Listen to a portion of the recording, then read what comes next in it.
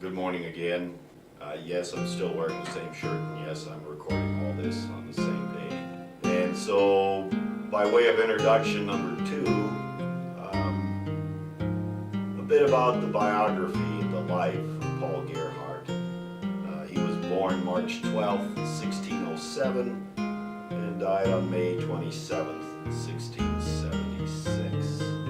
His real name, given name, was Paulus Gerhardt, and it was common in those days to later on in life change it, and so he dropped the us and simply went with Paul Gerhardt. He was born into a family of innkeepers in Grafenhainichen, which is a small town between Pelle and Wittenberg. He was the second oldest of 4 children, an older brother Christian, born in 1605, and then Anna, 1612, and Agnes in 1619. And I suppose shortly after Agnes was born, his father died in 1619, and his mother died then in 1621. So he would have been, 14 years old.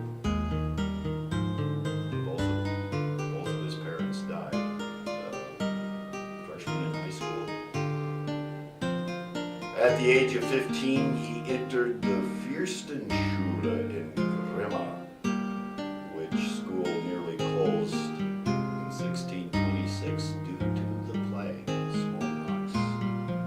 But the school remained open, and the following year he graduated. 1628, he entered the University of Wittenberg, where there were two of his teachers highly influenced him. One, Jacob Martini, and the other, Paul Roller. And the latter was the greater influence, taught Paul Gerhardt the use of hymnody as a tool of pastoral care and instruction. And you see that in all of Gerhardt's hymns.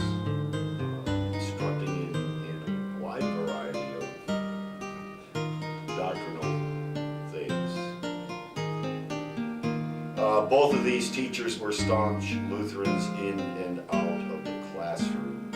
And during his early life, he lived through the 30 Years' War, which did come to an end in 1648. It wasn't until he was 44 years old that he received his first settled position as pastor in the country church, or country parish of Mittenwalde,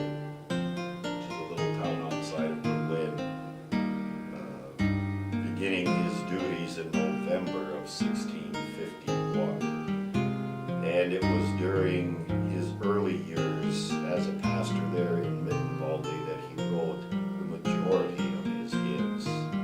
On February 11th, 1655, at the age of about 47, he married Anna Maria Bethel.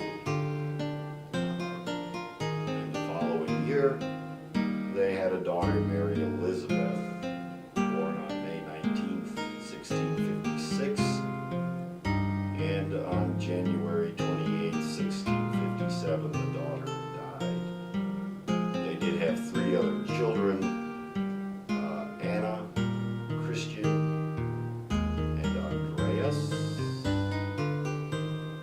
with a son, Paul Frederick, being the only one. In 1657, he was called to St. Nicholas Church in Berlin, and there he spent 9 years, and he was well liked by his parishioners.